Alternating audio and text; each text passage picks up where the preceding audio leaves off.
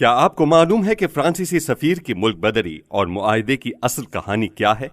کیا آپ جانتے ہیں تحریک لبیک یا رسول اللہ صلی اللہ علیہ وسلم فرانسیسی سفیر کی ملک بدری کیوں چاہتی ہے؟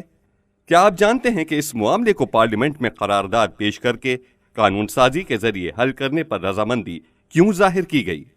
پچھلے سال ربیع الاول شریف کے ابتدائی دنوں میں فرانس میں سرکاری سطح پر محبوب کریم صلی اللہ علیہ وسلم کی شان میں گستاخی کی گئی، نعوذ باللہ من ذالک، جس پر تحریک لبیک کے امیر علامہ خادم حسین رضوی جو اس وقت حیات تھے نے حکومت پاکستان سے مطالبہ کیا کہ اس گستاخی پر اپنے مومنانہ جذبات کے اظہار کے لیے کم از کم ان 3 باتوں پر عمل کیا جائے۔ میں بالکل قریب آ کر تمہیں یہ کہہ رہا ہوں، پھر نہ کہنا بعد میں کہ جی ہمیں آپ نے مہلت نہیں دی، اس کا سفیر نکالو، سفیر کٹو، اپنا سفیر واپس بلاؤ، مصنوعات کا بائیکاٹ کرو۔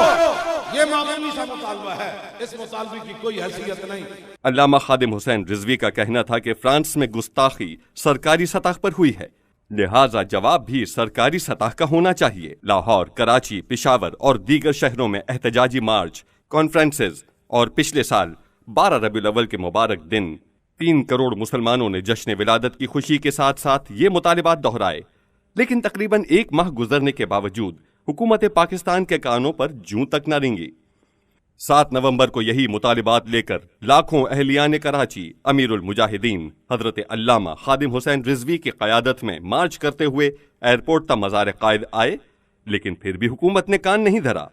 بالآخر مسلسل پکار کے باوجود کان نہ دھرنے پر علامہ خادم حسین رضوی نے 15 نومبر کو لیاقت باغ تا فیض آباد مارچ کا اعلان کر دیا۔ 15 نومبر کو اعلان کے مطابق لاکھوں عاشقان رسول سخت پابندیوں کے باوجود لیاقت باغ پہنچے اور ہزاروں لوگوں کو راستے میں ہی گرفتار کر لیا گیا، لیکن یہ کارواں شدید ظلم و ستم سہتا ہوا آنسو گیس کی بارش میں بالآخر اپنی منزل کو پہنچا، جہاں 2 روز تک احتجاجی دھرنا دیا گیا۔ دھرنے کی پہلی رات حکومت نے نہتے مظاہرین پر شب خون مارا اور ہزاروں فورسز کے ساتھ دھرنے کا گھیراؤ کر کے گرینڈ آپریشن کا آغاز کر دیا، لیکن لبیک یا رسول اللہ صلی اللہ علیہ وسلم کی صداؤں اور جذبہ ایمانی کی وجہ سے حکومت کا یہ حملہ مکمل ناکام ہوا۔ یہاں یہ بھی بتاتا چلوں کہ شدید علالت کے باوجود امیر المجاہدین علامہ خادم حسین رضوی صاحب دھرنے میں موجود رہے اور ناموس رسالت پر پہرا دیا۔ حملے کی ناکامی کے بعد حکومت نے مذاکرات کا آغاز کیا۔ طویل مذاکرات کے بعد حکومت کی جانب سے 3 ماہ کی مہلت مانگی گئی اور کہا گیا کہ ملک بدری کا معاملہ پارلیمنٹ میں پیش کیا جائے گا اور پارلیمنٹ میں قانون سازی کے ذریعے فرانسیسی سفیر کو ملک بدر کیا جائے گا۔ اس معاہدے کے 2 دن بعد 19 نومبر کو امیر تحریک لبیک یا رسول اللہ صلی اللہ علیہ وسلم پاکستان علامہ خادم حسین رضوی رحمت اللہ علیہ کا وصال ہو گیا۔ انا للہ و انا الیہ راجعون۔ علامہ صاحب کا جنازہ 21 نومبر کو ان کے بیٹے صاحبزادہ سعد حسین رضوی نے آزادی چوک مینار پاکستان پر پڑھایا اور جنازے میں غیر ملکی میڈیا کے مطابق کروڑوں لوگ شریک ہوئے۔ اس موقع پر نائب امیر تحریک لبیک یا رسول اللہ صلی اللہ علیہ وسلم پیر سید ظہیر الحسن شاہ صاحب نے اعلان کیا کہ شورا کے اتفاق سے آئندہ تحریک کے امیر صاحبزادہ سعد حسین رضوی صاحب ہوں گے۔ جنازے کے اجتماع اور علامہ صاحب رحمت اللہ علیہ کے چہلم پر مسلسل تحریک کی قیادت حکومت پاکستان کو وعدہ یاد کرواتی رہی اور بار بار بتایا گیا کہ 17 فروری تک ہمارا معاہدہ ہے، لہٰذا فرانسیسی سفیر کو پارلیمنٹ کے ذریعے ملک بدر کرو اور ہمارے معاہدے پر منعن عمل کرو۔ لیکن 3 ماہ تک خواب خرگوش کے مزے لینے والی حکومت نے معاہدے پر عمل درآمد کی مہلت ختم ہونے پر ملکی حالات کا بہانہ بنا کر مزید 3 ماہ کی مہلت مانگی۔ مسلسل مذاکرات کے بعد وزیر اعظم عمران خان کا وعدہ پورا کرنے کی گارنٹی کے بعد تحریک لبیک یا رسول اللہ صلی اللہ علیہ وسلم نے 2 ماہ کی مزید مہلت دے کر معاہدے کی دوبارہ توثیق کر دی۔ معاہدہ ہو گیا کہ جو انہوں نے اپنی ڈیٹ دی تھی یہ فیبروری کی، یہ چلی گئی 20 اپریل کے اوپر، اور 20 اپریل کے بعد معاہدے کے تحت ہم پارلیمنٹ کے اندر یہ جو ان کی ڈیمانڈز ہیں وہ رکھ دیں گے۔ 50 دن مزید گزر گئے مگر کسی طرح کی کوئی پیش رفت نہ ہوئی۔ 10 اپریل کو تحریک لبیک کی مرکزی شورا کا اجلاس ہوا، جس کا اعلامیہ تحریک کے امیر نے پڑھ کر سنایا اور اعلان کیا کہ حکومت اپنا وعدہ پورا کرے اور ان 10 دنوں میں اپنی نیک نیتی ظاہر کرے۔ بصورت دیگر 21 اپریل کی تاریخ لگتے ہی ہماری معاہدے کی مدت ختم ہو جائے گی اور ہمیں احتجاج کی طرف جانا پڑے گا۔ اجلاس کا اعلامیہ آتے ہی اگلے روز حکومت نے علامہ سعد حسین رضوی صاحب کو گرفتار کر لیا اور معاہدہ توڑ دیا۔ صاحبزادہ صاحب کی گرفتاری پر عاشقان رسول کو یہ یقین ہو گیا کہ حکومت تحفظ ناموس رسالت کے لیے کیے گئے وعدے کو پورا نہیں کرنا چاہتی، اسی لیے توڑ دیا گیا۔ لہٰذا ملک کے طول و عرض میں احتجاج شروع ہو گئے۔ احتجاجی مظاہرین کے مطالبات پر کان دھرنے کی بجائے پوری طاقت لگا کر مظاہروں کو کچلنے کی کوشش کی۔ طاقت کے نشے میں دھت حکمرانوں نے مظاہرین پر سیدھی گولیاں برسائیں اور واٹر کینن سے تیزاب پھینکا گیا، جس کے نتیجے میں پورے پاکستان میں 24 مظاہرین ناموس رسالت شہید ہو گئے۔ ہزاروں لوگ معذور ہو گئے، بہت بڑی تعداد میں زخمی ہوئے اور پورے پاکستان میں ATC کے مقدمات کے تحت ہزاروں گرفتاریاں ہوئیں۔ صرف صوبہ پنجاب میں دہشت گردی کے 1200 مقدمات درج کیے گئے۔ ہزاروں ذمہ داران و کارکنان کے نام 4تھ شیڈول میں ڈال دیے گئے۔ کابینہ سے ایمرجنسی اجلاس کر کے تحریک لبیک کو کالعدم کرنے کا نوٹیفیکیشن جاری کر دیا گیا۔ اس شدید ظلم و بربریت کے خلاف 19 اپریل کو پورے ملک کے تاجروں نے مفتی منیب الرحمان صاحب کی قول پر احتجاجاً اپنا کاروبار رضاکارانہ طور پر بند رکھا، جس کے نتیجے میں حکومت ایک بار پھر مذاکرات پر مجبور ہوئی اور 20 اپریل کی صبح بالآخر مذاکرات کامیاب ہو گئے۔ طویل مذاکرات کے بعد یہ طے پایا کہ اگلے دن اسمبلی میں فرانسیسی سفیر کی ملک بدری کی قرارداد پیش کر کے قانون سازی کی جائے گی۔ TLP کے قائد حافظ سعد حسین رضوی اور ہزاروں گرفتار کارکنان کو رہا کیا جائے گا۔ 4تھ شیڈول نئے اور پرانے سے تمام ناموں کا اخراج کیا جائے گا، تمام FIRs مقدمات کو واپس و اخراج کیا جائے گا اور تحریک لبیک کو جو کالعدم قرار دیا گیا تھا اسے بھی واپس لیا جائے گا۔ معاہدے کے بعد مرکزی دھرنے کو ہٹا لیا گیا۔ اگلے دن قومی اسمبلی میں مختصر قرارداد ایک پرائیویٹ ممبر سے دلوائی گئی اور اس پر اراکین پارلیمنٹ کی چاہت کے باوجود ان کی رائے لیے بغیر کارروائی کو درمیان میں روک کر اجلاس غیر معینہ مدت تک کے لیے ملتوی کر دیا گیا۔ ایک بار پھر وعدہ خلافی ہوئی۔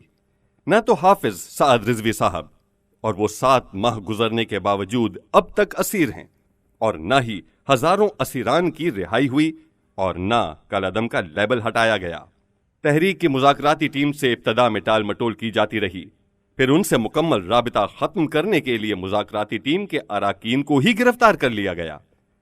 اسی دوران اپنی مدد آپ کے تحت ہزاروں کارکنان نے عدالتوں سے ضمانتیں کروائیں۔ 2 بار عدالتوں کے حکم آنے کے باوجود مختلف اوچھے ہتھ کنڈے استعمال کیے گئے۔ توہین عدالت کا ارتکاب کرتے ہوئے حکومت نے حافظ سعد حسین رضوی کی رہائی میں رکاوٹیں ڈال دیں۔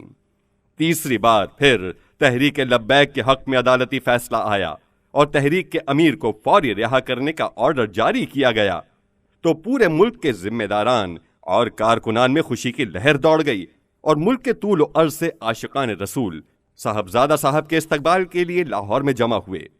لیکن پورے پاکستان کی حیرت کی انتہا نہ رہی جب ہائی کورٹ کے احکامات کو بھی انتظامیہ نے ردی کی ٹوکری میں ڈال دیا اور صاحبزادہ صاحب کو رہا کرنے سے انکار کر دیا۔